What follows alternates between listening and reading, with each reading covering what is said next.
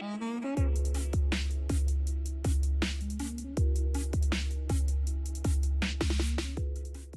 et bienvenue dans ce premier interview ITV Fun. Nous sommes aujourd'hui avec les ACDC 2026 et nous ne sommes pas dans le studio d'Epilite, nous sommes dans le foyer associatif. Messieurs, bonjour. Bonjour. Bonjour et bienvenue dans notre interview. Comment allez-vous? Ça va, hein? C'est l'engin. Ça se passe. Ça se passe, On est à fond la dernier mois de l'année, mais tout va bien. Le dernier mois. Bientôt fini. Ouais. Dernier, Ouais. 2-3 mois, 2 mois et demi. Parfait, alors dites-nous un peu comment ça s'est passé l'année pour vous. Vas-y, le chauffeur commence. Alors concrètement, moi niveau ACDC, c'est pas passé grand chose parce que j'ai pas fait non plus énormément de cours. Et sinon, niveau engin, plein de projets dans tous les sens, très peu de temps. Et pour vous, les vrais ACDC? Tu voulais commencer? Bon, pas spécialement, mais s'il faudrait dire un mot, c'était faisable, mais sportif. Voilà, il faut accepter de faire des concessions, mais je pense que si on veut, on peut. Ouais, pareil. J'ai bien aimé cette année. Ça prenait pas trop de temps, à part pour écrire des sujets. Et Dieu merci, on en a fait qu'un. Sinon, pour l'année, j'ai bien aimé à Lyon surtout parce qu'on est assez proche de notre classe et tout, comparé à Paris. Mais ouais, c'était cool, c'était sympa. Qu'est-ce que t'en penses, Arnaud? Bah. Ouais, en vrai, non, c'est très sympa d'être ACDC. Ça prend juste beaucoup de temps, en plus de l'engin. Faut être prêt un peu à vraiment bosser par rapport à ça. Mais sinon, ouais, c'est cool. Il y a une bonne ambiance, surtout à Lyon, donc c'est un peu de l'amusement constamment, quoi. Surtout quand on va en cours. D'accord, mais juste tout d'abord, pour les gens qui ne savent pas, c'est quoi ACDC? Alors, ACDC, ça veut dire assistant C dièse et camel. Bien joué, je l'avais pas. Et en gros, donc les premières années, ils vont coder en C# et en Camel. Et du coup, on a pris ces deux noms de programmation et on a rajouté assistance qui fait ACDC du coup. Très bien. On a d'ailleurs reçu une question déjà on va dire, un peu plus légère parce qu'on voit que vous avez des super chapeaux de schtroumpf sur vos t-shirts. Comment ça se décide les thèmes des ACDC chaque année? Alors, en gros, en début d'année, on fait des propositions. Une fois que les ACDC sont choisis par l'équipe de recrutement, du coup, on se rejoint en gros sur un Discord et puis on discute un peu des thèmes. Il y en a qui proposent, ça se fait par un vote de manière assez démocratique. Et cette année, c'est les Schtroumpfs qui ont été gardés. C'est un thème comme un autre. Après, il y a des thèmes qui avaient déjà été utilisés les années passées, donc on voulait pas non plus les refaire. Et après, proposer un thème, c'est pas non plus simple et ça avait l'air de plaire à certains membres de l'équipe, donc let's go. Ouais. Il y avait un thème au début, on partait sur un autre thème, mais qui a déjà été pris par d'autres membres de l'école. Je sais plus ce que c'était. Mais bon, après, est-ce qu'on est tous d'accord sur le thème des Schtroumpfs? Bon. C'est pas, on fait avec. Mais il est là quoi. Il y a des thèmes qui étaient bien mieux, mais dans l'idée, ça va, ça a bien été tourné. Je sais pas si vous pouvez encore vous les voir, les Schtroumpfs avec les TP, mais en tout cas, c'est cool. Ça peut paraître assez enfantin, mais au moins ça permet de garder un fil conducteur tout au long des TP, même si le lore est pas toujours parfait ou bien fait ou se suit, mais en tout cas, je pense que ça permet de faire un tout un peu cohérent pour vous. C'est vrai que comme tu dis, dans les TP, dans la rédaction d'un TP, il y a beaucoup de choses qui sont prises en compte. Il y a notamment du coup, toute la partie technique, toute la partie pédagogique. Derrière, il y a tout un travail de fond pour ajouter tout le lore des Schtroumpfs en l'occurrence, pour nous. Puis, en vrai, c'est cool à la fin parce que quand vous êtes là, ça fait 20 heures que vous bossez sur votre TP, bon, peut-être pas, j'abuse. Mais à la fin, vous êtes là en mode bon, c'est pour le Schtroumpf maladroit que je fais ça et pas pour vous. C'est cool, ouais. Je pense que c'est sûr qu'ils s'en foutaient. Non, et du coup, comment vous êtes choisi pour être ACDC? C'est quoi les étapes à faire pour devenir? Alors en gros, c'est simple. À la fin de votre SP, donc en tout cas sur Lyon, c'est comme ça que ça marche. Pour Paris, je sais pas du tout. Mais en tout cas, sur Lyon, c'est à la fin de votre SP, vous recevez un mail dans votre boîte mail Epita. Et on vous propose de devenir du coup assistant en ingénieur. Et en gros, je vais pas trop spoil, mais c'est des sélections, c'est un concours quoi, en gros. Et ceux qui réussissent ce concours, ils sont pris pour être assistants. Et vous n'avez pas eu peur quand vous avez candidaté que ce serait trop de travail pour vous? Si, moi, c'est l'une de mes plus grandes peurs. Enfin, en fait, quand tu arrives en spé, tu sors du spé, on te dit l'ingin, c'est horrible, on n'a pas le temps, on va pas dormir, etc. Et du coup, tu te dis, est-ce que j'ai envie de me rajouter cette pression en plus? Est-ce que j'ai envie de faire ça en plus? Et pour le coup, je me suis dit, je me jette, vas-y, fais-le. Et au pire, c'est quoi? Si tu fais pas du tout de sujet ou quoi que ce soit, c'est 3 heures par semaine. Ça te prend juste un peu de temps au début pour essayer de prendre connaissance de chaque sujet la semaine avant que tu viennes en cours. Mais globalement, dans l'idée, c'est pas non plus... si tu fais pas de sujet, hein, je précise, c'est pas non plus un travail énorme en plus. Après, il faut accepter j'allais dire sécher, mais c'est pas du tout, de rater des cours pour justement venir pendant les TP.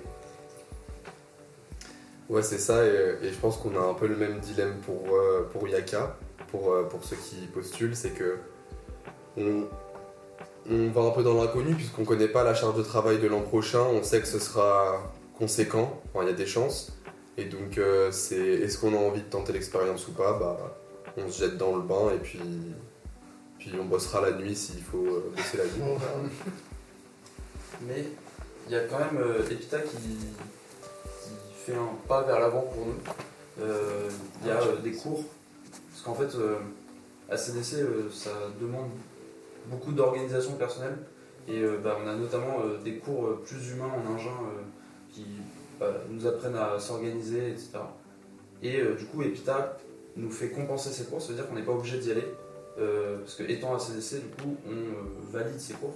Pareil, il y a de la prise de parole, du coup, tous les cours de communication, on n'est pas obligé d'y aller, on peut y aller, mais on n'est pas obligé et on valide par défaut ces cours, parce qu'on est assistant.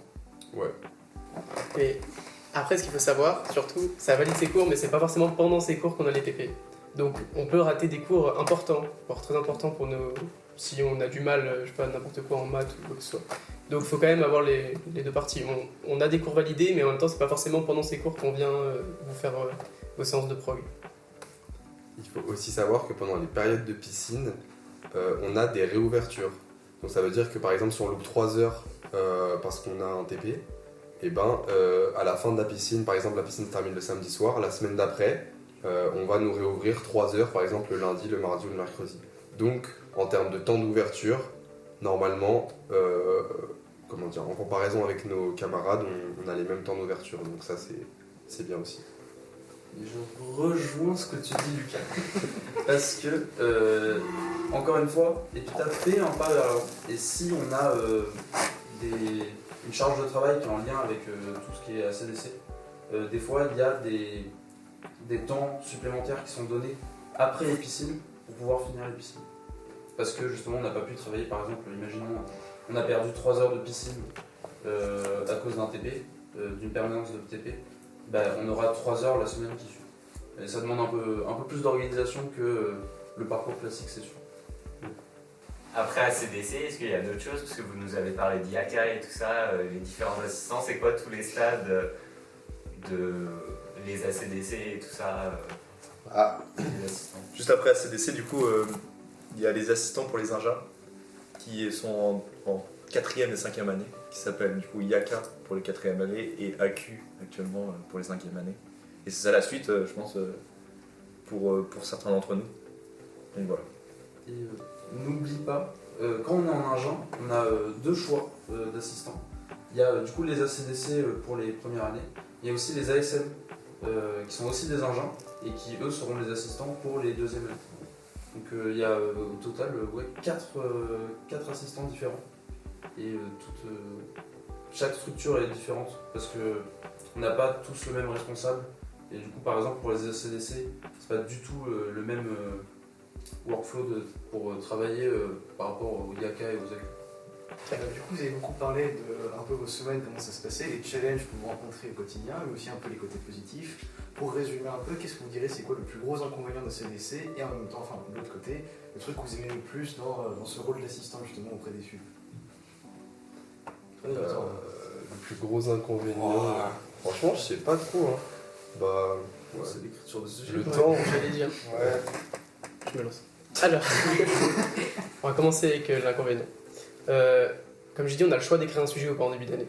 Même si je crois que ça va changer, et ils vont essayer de dire écrivez au moins un sujet par. Pour l'année prochaine, il y a Ouais. 3 types. C'est un peu comme le recrutement IAK-AQ. Il y a par exemple, tu peux être recruté pour toolchain, où vraiment tu vas être axé moulinette. Tu peux être recruté comme, comment dire, écrivain de sujets en gros, où tu vas faire minimum 2 sujets dans l'année. Donc ils ont un peu adapté la formule qu'on a eue cette année parce qu'ils se sont rendus compte que c'était pas idéal, mais voilà, les choses Voilà. évoluent. Mais donc, moi je parle pour mon expérience. On va dire que le truc que j'ai le moins aimé, je pense que c'est encore l'écriture du sujet, c'est intéressant, mais quand on arrive au moment du déploiement du sujet et la semaine où il y a tous les problèmes qui arrivent, c'est assez compliqué. Et mon côté que je préfère, c'est arriver en classe avec. On connaît nos étudiants, c'est bonne ambiance, donc c'est ce côté-là que je préfère. Et qu'il n'y a pas forcément partout sur tous les campus. Ouais, bah, je sais pas si vous avez des choses à rajouter, mais je suis d'accord. Inconvénient, c'est le temps que ça peut prendre, mais franchement, quand tu fais une semaine de piscine 8h minuit et que genre au milieu de la semaine, tu vas retrouver ta classe, c'est ça, on se détend un peu. Genre, ça change du quotidien et c'est cool. En vrai, pour moi, les inconvénients, c'est tout ce qu'on fait du côté que les élèves ne voient pas. Genre, du coup, tout ce qui est les écritures de sujets, mais aussi, du coup, il y a les reviews qui prennent du temps, les réponses aux tickets et tout ça. Ça, c'est des trucs qu'on prend. Ça dépend des choses qu'on fait, mais on prend beaucoup de temps pour les faire, en plus de nos cours. Du coup, on se retrouve vite, parfois saturé et surchargé de travail. Et tout ce qui est avantage, c'est franchement, c'est dès qu'on voit nos élèves, quand on va en cours, comme il a dit Lucas, les moments de pause qu'on a pendant les ateliers, ça fait juste trop du bien parce que du coup, c'est bête à dire, mais ça pose notre cerveau pendant 3 heures. Et au final, on n'a pas pensé du tout à ce qu'on faisait pendant l'atelier. On revient sur l'atelier, on est encore plus performant qu'avant parce que on est reposé et c'est trop un avantage de fou ça.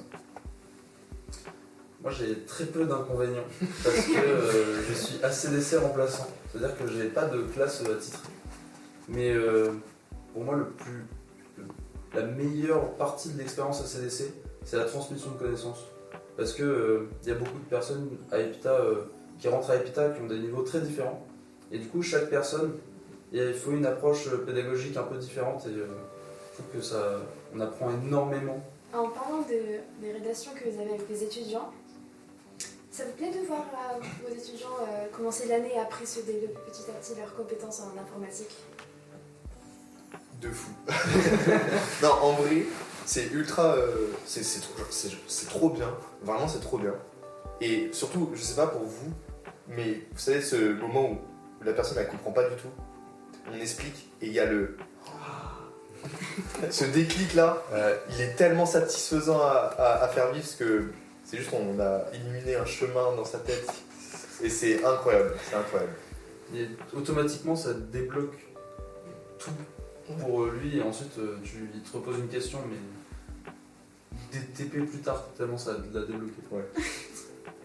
Ouais, en plus, il y a ce côté où on se revoit à travers eux, enfin à travers vous.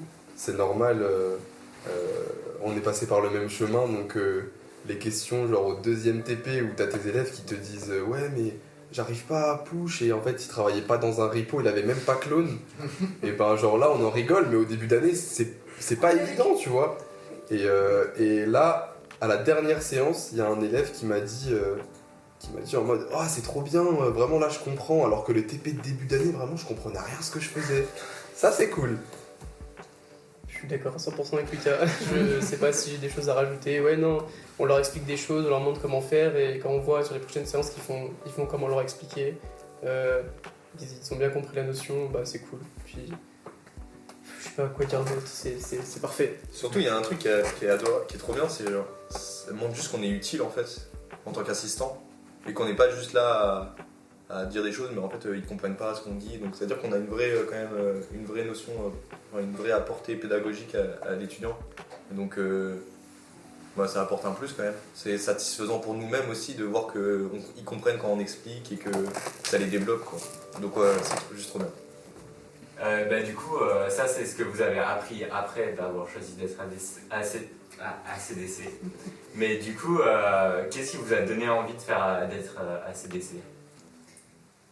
Nos ACDC. Ouais, franchement, c'est vraiment Moi, ça. c'est exactement ça. C'est là, je parle pour tout le monde, c'est juste on a vu nos ACDC faire et on imagine faire la même chose et on a suivi. Parce que personnellement, j'avais une très bonne relation avec les assistants, même en dehors de l'école, etc. Du coup, on s'entendait très très bien, ils arrivaient bien à nous expliquer, ils m'ont fait comprendre énormément de choses. Et je me suis dit, en fait, j'ai envie de faire comme eux. Du coup, voilà, c'est un peu. On a eu l'exemple et on s'est dit, on fait comme ça. C'est pour ça aussi qu'on s'est jeté dedans, hein, sans avoir trop peur de la charge de travail en plus de l'engin. Alors moi je cherchais un peu la petite bête parce que vous dites quand même que c'est une très bonne relation avec les élèves, on s'entend bien, même vous dites qu'on vous aide un peu à vous reposer durant les piscines, donc remerciez-nous déjà pour réussir la piscine. Mais je voulais savoir, c'est quoi le truc qui vous gonfle chez les élèves durant les TP, enfin pas forcément en général, mais un truc qui vous gonfle pas mal des fois sur ce qu'on fait, même des trucs qu'on comprend. Je vous laisse vous défouler un peu là. Bah, vas-y, commence. Je le remplace. On a un très bon. C'est quand un élève nous demande, même si des fois c'est pas direct, nous demande juste la réponse à son problème. Sauf que un truc qu'on a du mal à comprendre, surtout je pense en première année, c'est que si on donne juste la réponse comme ça, il n'y aura aucun apprentissage derrière. Du coup, nous on essaye plutôt d'apprendre à comment arriver à cette réponse, plutôt que juste vous donner ça et c'est fini quoi. Alors, en tout cas, moi c'est le truc qui m'énerve le plus. Pour l'instant, je sais pas.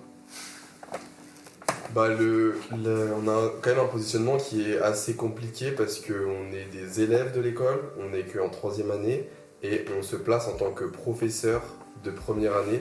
Donc parfois ça donne des relations qui sont assez comment dire, étranges et difficiles à gérer. En tout cas c'est la première fois je pense pour nous qu'on a expérimenté ça. Dans le sens où du coup on s'entend bien, on a des bonnes relations avec nos élèves, etc. Mais il faut savoir élever la voix, se faire respecter si besoin, et pas que ça devienne le zoo, quoi. Donc ça c'est important. Mais après, de ce côté-là, on n'a pas eu particulièrement de problème.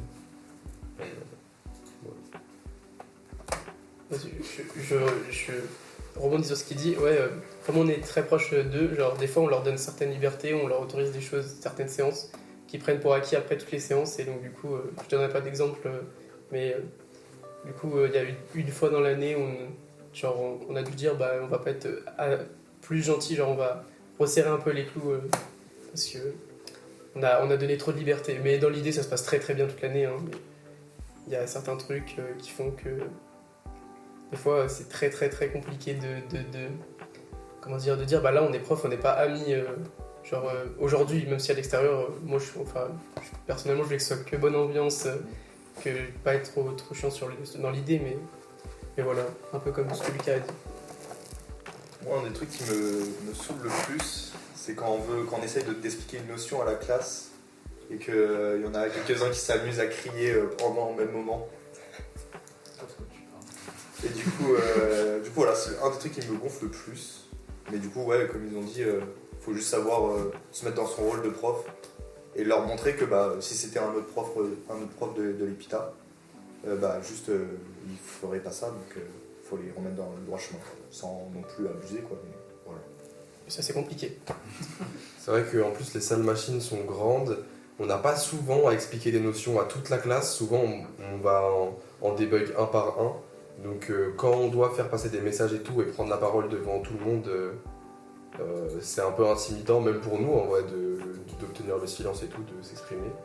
Et il y a aussi un truc qui pouvait me saouler en début d'année, parce que ça arrivait quelques fois en début d'année, mais après vraiment plus, c'est que genre ils comprenaient pas trop ce qu'ils faisaient, du coup ils se refilaient du code et ça nous appelait pour des bugs du code qu'ils avaient, je pense, pas écrit, vu comme ils n'arrivaient pas à réexpliquer ce qu'ils avaient déjà fait, donc impossible à débug, ça. Je peux pas t'expliquer quelque chose que tu n'as pas écrit toi-même.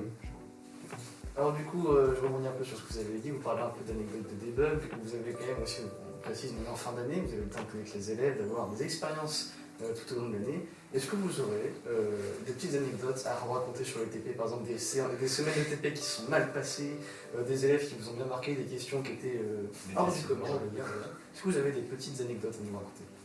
J'en ai une. C'est en examen.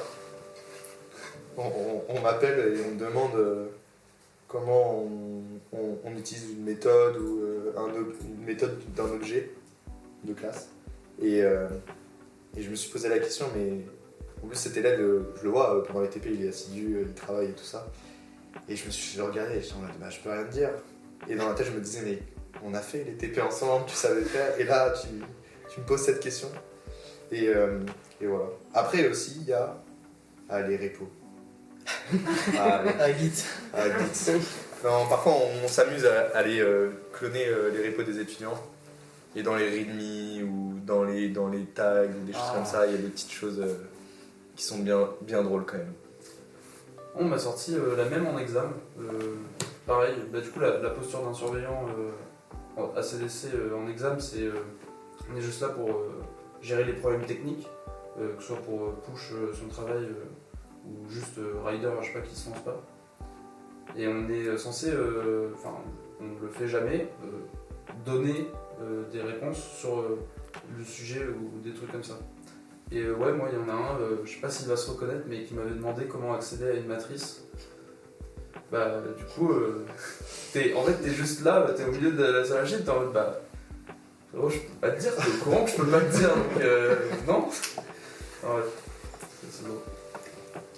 Petite anecdote, en début d'année, ça m'avait bien gonflé. En début d'année. Je sais ce que tu vas dire. Tu sais ce que je vais dire. Il était énervé. No offense, hein, mais en début d'année, il y a quelqu'un qui est rentré dans notre salle et qui a pris en photo l'écran de son collègue. J'étais genre à 3 mètres, du coup j'arrive, je dis excuse-moi, je te dérange. Et genre, le mec en avait rien à foutre. Il était pas. Ce gars-là, du coup, était copain avec la personne avec qui il avait pris la photo. Genre, le gars était d'accord, mais il n'avait pas à faire ça. Et du coup, je crois que je lui dis un truc du genre, ouais, bah, tu veux que je t'aide et tout? Si tu veux, demande à ton copain, il t'envoie directement un zip. Et il a dit, ah ouais, je suis chaud. Il faut savoir que Lucas était vraiment énervé sur le coup. Il est venu me voir, il m'a fait, non mais tu sais pas ce qui s'est passé. Et il était premier degré énervé. C'était assez drôle, enfin drôle. C'était pas clair. Est-ce que j'ai une anecdote, moi? Je pense pas. Il y a pas d'anecdote dans notre classe. Les noms de tags. Les noms de tags, ouais, on en a un qui s'amusait à faire un petit format de nom de tag pour ses archis, il mettait Lulu et pour ses tags, il mettait Coco. Voilà. Toute l'année. Toute l'année, voilà. Si on regarde tous ses tags, toute l'année, c'est ça, Lulu et Coco. Il n'y a pas de. Mais sinon, pas d'autres anecdotes. Il se passe pas des masses. En fait, il doit en avoir, mais on a. Après, il y a des trucs qui sont plus durs à expliquer, mais assez visuels. Mais après les examens ou certains TP ou quoi, quand il y a des ACDC qui investiguent, parfois, par hasard, ils tombent sur des trucs vraiment marrants, genre des personnes qui se sont amusées ou embêtées, je dirais plutôt dire embêtées, à hardcoder des trucs, mais des trucs vous n'avez pas idée. C'est genre sur 500 lignes, vraiment tous les cas en if à la main et tout. C'était l'exercice, le truc là, il fallait inverser, là, il fait le. Comment ça s'appelle, le space machin là. En gros, vous avez une lettre, un D, et il fallait le transformer en symétrique. Sur un code d'examen. Et il avait tout hardcodé dans des ifs. Voilà, mais c'est pas le seul cas de hardcode qu'on a eu. Et en vrai, au niveau moulinette, on peut pas vraiment le contrer. Mais non, il faut voir ce qu'il y en a qui sont prêts à faire. Hein. Vraiment. C'est hallucinant. Faut savoir que hardcoder, c'est un cas de triche. Faut pas faire ça. Ah, c'est vrai. En engin et sujet à changer chaque année. Bref. Donc pour l'année prochaine, est-ce que vous avez des conseils à donner aux gens qui vont candidater pour être ACDC? Bah, moi mon conseil, je pense que je l'ai un peu dit tout à l'heure, c'est vraiment si vous avez envie, si ça vous plaît, lancez-vous. C'est important. Et puis vous verrez que le long de l'année, ça le fera parce que vous vous organiserez pour anticiper cette charge de travail. Et c'est une expérience qui est très cool, que ce soit socialement ou pour soi, même en termes de compétences. On a révisé pas mal de trucs, mine de rien. Ça m'a appris, hein. Même après. Même appris certains. Et puis, c'est tout pour moi. Moi, le plus grand conseil que je donnerais, c'est, ça rejoint Lucas, du coup, c'est de se lancer, mais même si vous avez des doutes sur si vous avez les compétences ou pas de devenir assistant, souvent, les meilleurs assistants, c'est ceux qui doutaient le plus avec ses compétences, donc faut pas hésiter, il faut se lancer, et de toute façon, l'entretien est là pour vous tester, hein, donc si vous passez l'entretien, c'est que vous avez les compétences pour l'être, quoi. Eh bien, merci beaucoup d'avoir accepté de faire cette interview avec nous. Merci à vous. Merci, Ouais. Merci. Et bon courage pour la suite. Merci. Merci.